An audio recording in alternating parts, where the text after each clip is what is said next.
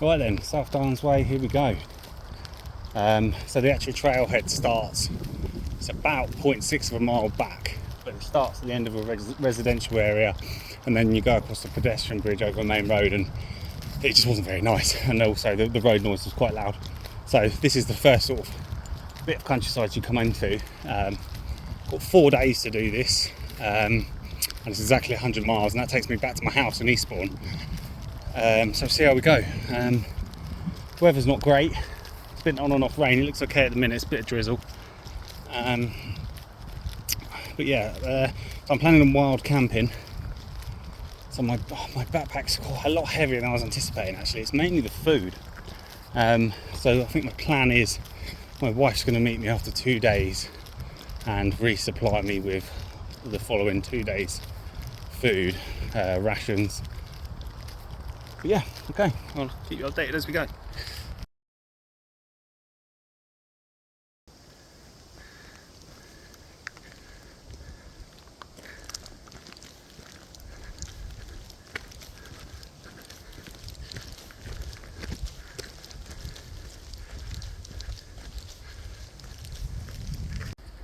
Okay, so just over 2 miles in. It's a nice, like, steady climb out of Winchester, and just straight away just into beautiful countryside. I mean, I'm using my phone, so it probably doesn't pick it up, but you just feel like you're a million miles away from it already. But only 5 minutes ago it was really hot sunshine, and suddenly the weather's just come in. But yeah, it's probably good for it, really. Yeah, I was a bit worried if it was going to be hot, I'm going to be drinking too much water, so it's probably quite good that we've got this on and off weather, sort of calmed me down a little bit. On the walking front, I am using walking poles, which I've never used before. These are only £5 each off gooutdoors.com. I'm finding them really good, actually. Not only for the festival going on there, I don't know what that is. But yeah, not only for just, they do seem to help keep a good pace, but it helps with your stability as well, like your core stability whilst walking that way. And also keeps your mind off it, just trotting the pole along, one after the other. So good. Okay, wow, so whatever festival this is, it's huge. I'll have a Google when I get some signal, but yeah, it stretches all the way back to those fields at the back. Looks like there's a main stage down here, or a stage, and then right round over to the right behind those trees, and more camping here. So yeah, they're in a very different weekend to me.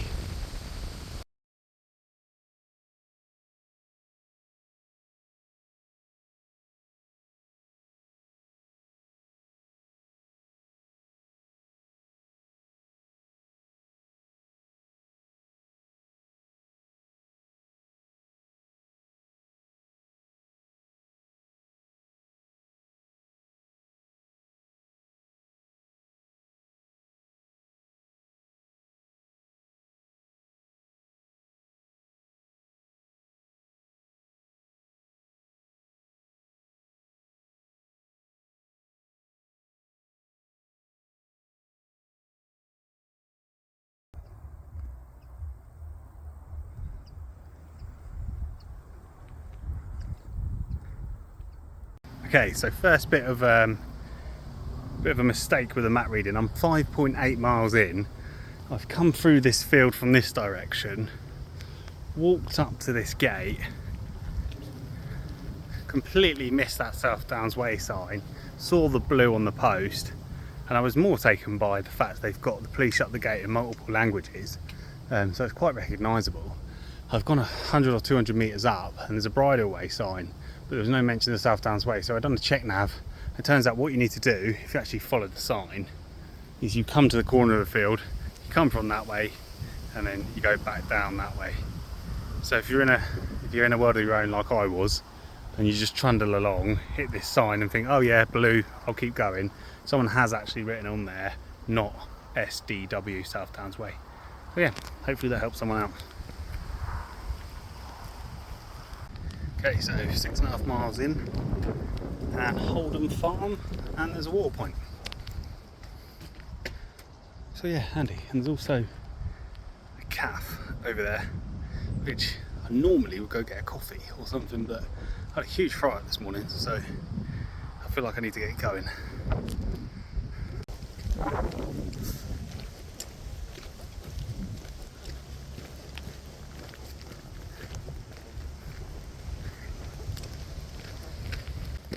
Okay, water point number 2, I think about 9.5 miles in, something like that.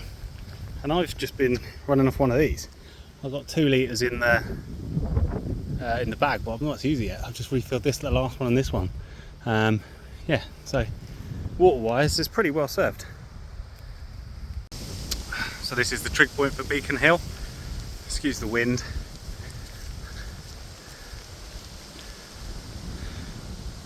I mean, even on a day like today, the view's pretty good. I imagine on a clear summer's day, you can see for miles. I mean, I don't know what that is in the distance. Some industry miles and miles away, you can see. Yeah, looks like we're going to go down to come back up again. Right, onwards.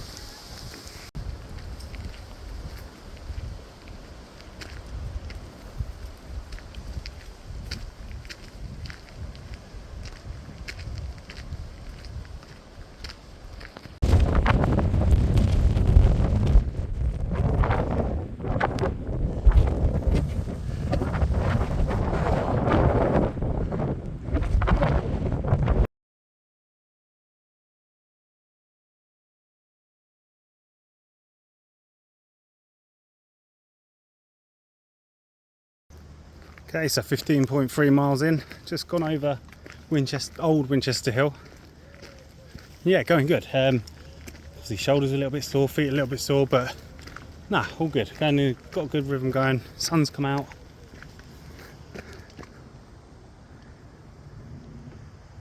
Yeah, probably another 8 today, I think, by the time it gets dark. Okay, another water stop.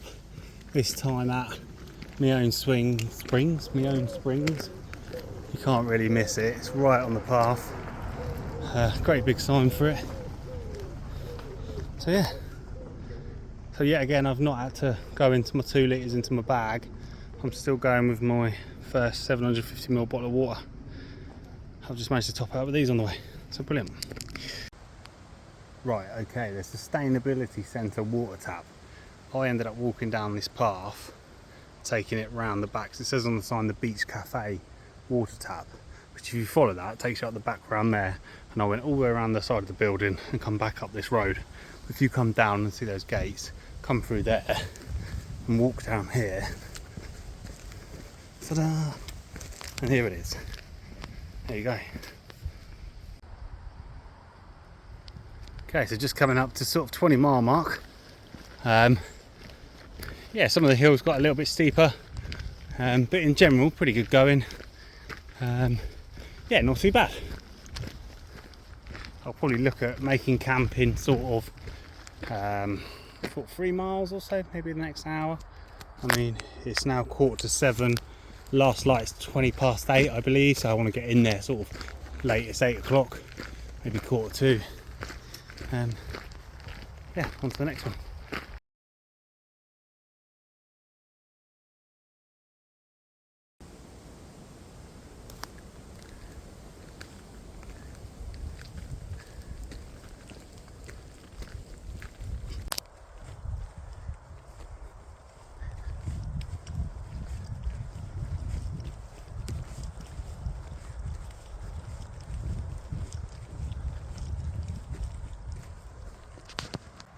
Okay, so it's getting a little bit dark, but quick one just to show you my camp setup.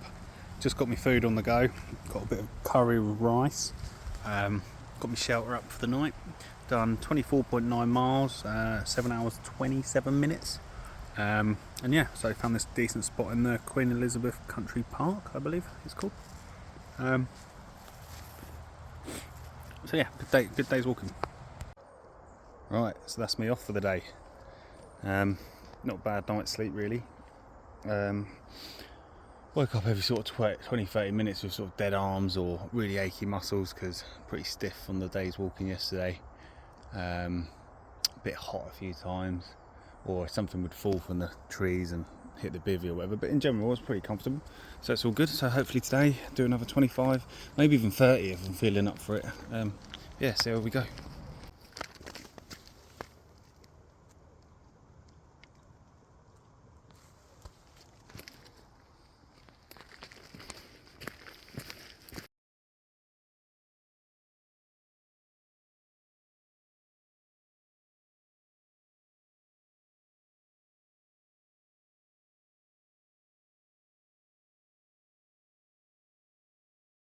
Right, just on the way down to Cocking Hill car park now. By all accounts there's another water tap there, which I'm be very grateful for because I've been out of water for a while. It's been pretty hard going. Hips, knees, ankles all getting pretty sore. But we'll have a break down there, have some lunch, and then yeah, see how we go. 14 miles in, day 2. It's a beautiful wildflower meadow. It's lovely. Feeling a little bit better now. Had a bit of a breakdown in Cocking. So I was starting to flag a bit coming in there. I was really low on water. So I stopped there for sort of half an hour, 40 minutes. Had some food. Sort of rehydrated. Feel a bit better now. I was just mainly in my joints. I was getting real sharp pain in my knees and my hips and my ankles. I don't mind the muscle pain. It's just those sort of real sharp where you start thinking, oh, I'm actually doing myself an injury now. But yeah, we'll keep plodding on.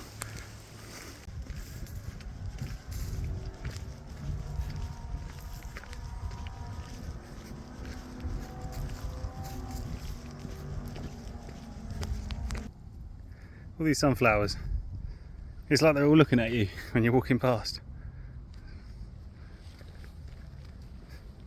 Ah, they're facing the other way. Hi guys.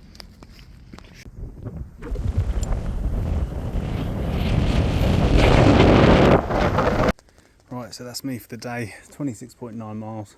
I'm about 2 miles outside of Amberley in this nice little wood. Perfect place to camp. It looks like somewhere that's quite popular. Could have done with doing a bit more today. It felt like I'd done more. It was just a real slog. I struggled quite a bit actually. As soon as you get on the flint paths, they're really challenging, especially on the downhills. They really take out your knees and your feet, your hips. But no, I broke 25, which is what I wanted. I would ideally like to get to 28 or even 30. So tomorrow I might have to make a bit more up, get up a bit earlier. But yeah, on to tomorrow. Right, okay, so just setting off for morning of day 3. Got some pretty bad blisters, which are a bit irritating. And the usual joints and stuff, but there's quite a bit of rain during the night, which kept me awake, and there was quite a lot of mosquitoes as well, which was annoying. So I was comfortable. What the hell was that? I was comfortable, but I just didn't get much sleep. It's really annoying when you're exhausted and you can't sleep. You think if you're that exhausted, your body would just send you to sleep, but it doesn't. Your mind just spins and races. But even though it's heavy rain, I managed to stay dry. So we'll see how we get on today. Hopefully going to get to South East, which is about 30 miles, but I said that yesterday and I didn't get, we got 26 in, so I don't know, we'll see. Right, well, just got sort of chased by these cows following this track along here. Suddenly about 20 of the young ones just started sprinting towards me. I used my poles to sort of say, whoa, whoa, whoa, whoa, whoa, and they stopped. I carried on going again, and then they carried on, then they came again, so I ended up jumping the fence and having to walk about 100 metres through a cornfield and then come back in here. Yeah, just point to note about cows. Just make sure you've got a good means of escape. Right then, Washington water tap, just at the bottom of the steep hill. Can't miss it really, it's on the right hand side.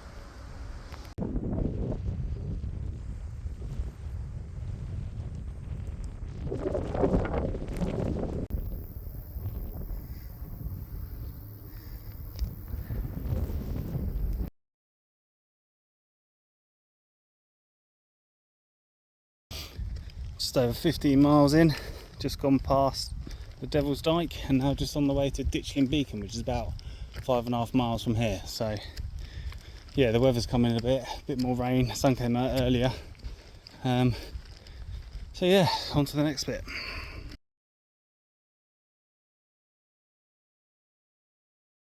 Right, so we're at about 26 mile point. It's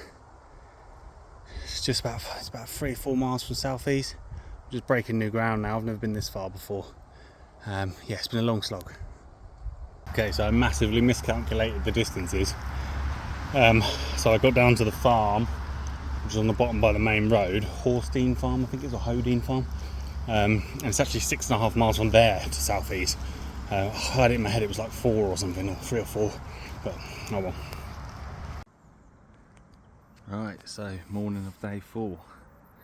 Got in late last night, about 20 to 12, done 33 miles yesterday.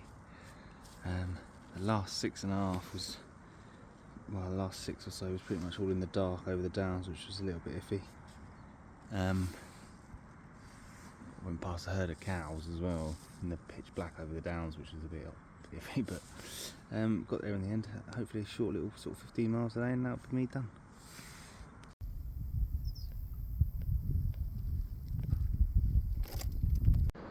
Okay, so this is Alfriston. Southlands Way will bring you down here along this road, and then this is the high street. Go down to the monument, and then there's a right hand turn from the monument onto the South Downs Way.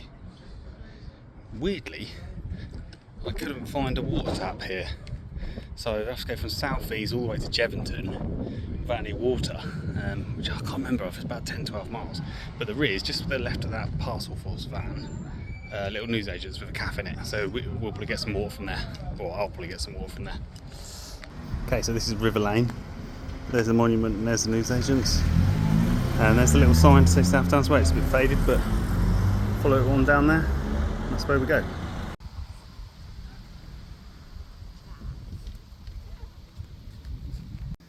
Okay, so this is where the South Downs Way splits. You either take this route, take you down to Exeat, Seven Sisters, over the Beachhead Cliffs, or you go straight on and it's 4 miles to Jevonton. I'm going to go the Jevonton way.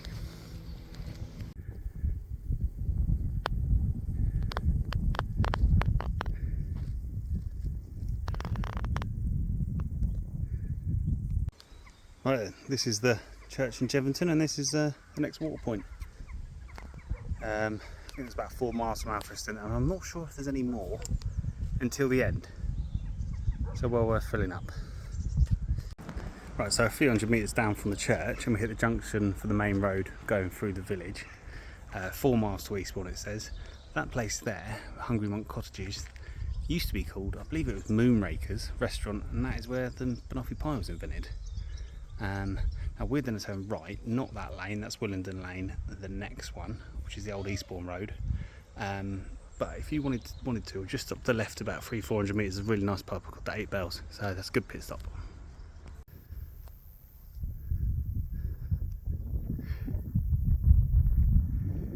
Three and a half miles to go. Right, okay, so if we'd come in, gone the Exeat Seven Sisters way, that's Beachy Head in the distance, we would have come along that way and brought it down, and there's Eastbourne there, so not long to go now. Right, okay, that's it, and we are done. Well, that building there, the first building at the bottom of the hill, is a little cafe, and as far as I'm aware, that is the end. Now I have read places that say the pier is the end, which you can just see in the middle distance. To me that doesn't make sense, because as soon as you walk off the downland onto the tarmac, that's the end of the downs, end of the South Downs Way. So that's it for me. So what I'll do is I'll just take a seat here, hopefully I'm out of the wind. Just talk through some points really. Okay, so from day one, one of the first things I mentioned was them walking poles. First time I've ever used them, and I can't recommend them enough. They might seem a little bit sort of old and fuddy-duddy, but they really helped. Yeah, for a £5 each, they're well worth a shot. Just especially when you're on your own, it helps keep your mind off things, and when you're carrying weight as well, it helps with a bit of core stability, helps you get in a rhythm. Another point.